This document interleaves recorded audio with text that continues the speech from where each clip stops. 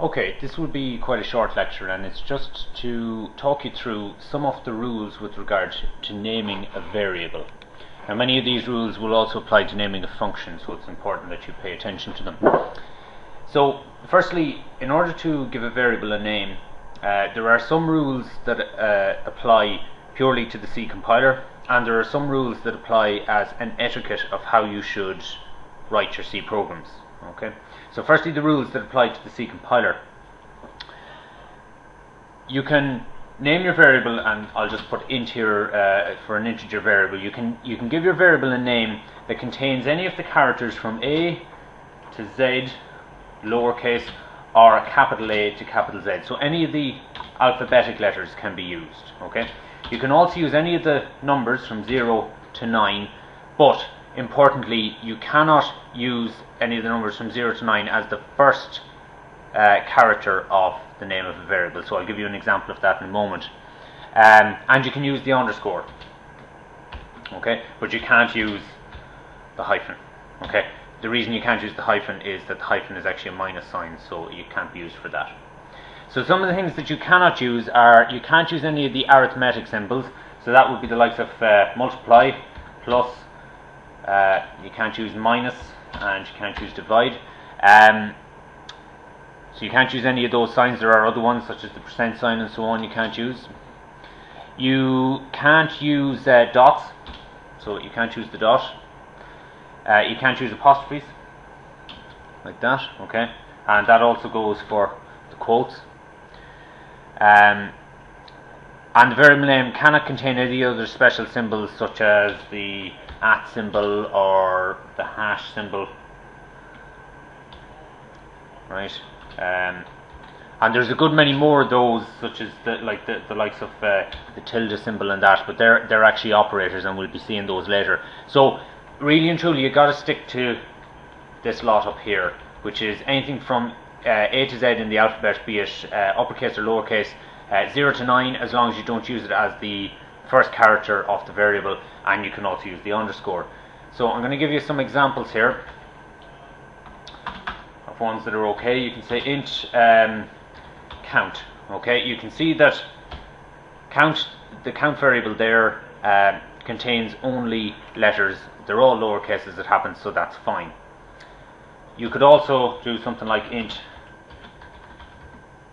Okay, so you could use one capital letter there. Now, as far as the C compiler there thinks, they are two completely different variables. It doesn't see those as the same at all. The problem is that a human observer that's looking at the program will mix those two up. So it's a very, very bad idea to use that, even though, strictly speaking, the C compiler can tell the difference between them. This is one of the etiquette things that I mentioned. Don't do that, because another programmer that comes looking at it is not going to be able to make sense of it. Now, so we can say num1. Okay, that's another one that will work. It uses only lowercase letters and a digit there. We cannot, however, say int1 num like that. That's not permitted. Even though we said above that we could use any of the digits from 0 to 9, we can't do it as the first character, so be wary of that. Let's say I wanted a variable that was something like number of students. I could say int num of. Okay, that's the way I would tend to write it, where I split up the words with capital letters at the beginning of each word. That's how I tend to do it. There is another way where you can kind of go something like int num of, like that. So you separate them with underscores, which, as we said above, is permitted. Okay. Now, what is not permitted is a space. So be wary of that one. You can't do that sort of thing. Be also wary of that, by the way, in the name of your file. So when you're going save as and you're saving it as something, don't leave spaces there. You can get away with it sometimes, but otherwise sometimes you can't, and it can cause problems with the compiler. So try to stay away from that sort of thing. The other thing just to mention is that you should not have two variables that have the same name. That may not seem like a massive problem in your small programs, but when you get into programs that have millions of lines of code, there has to be a whole system for making sure that two names do not get mixed up. You can use the same name twice in a program that's millions of lines of code if you have them in specific places where they won't conflict with each other, but you also have to be very wary that a human observer is not going to get them mixed up as well.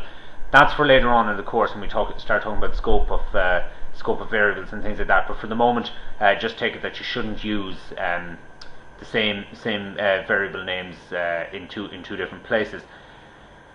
Also, don't use any of the C keywords. I mentioned that there are 32 keywords in C.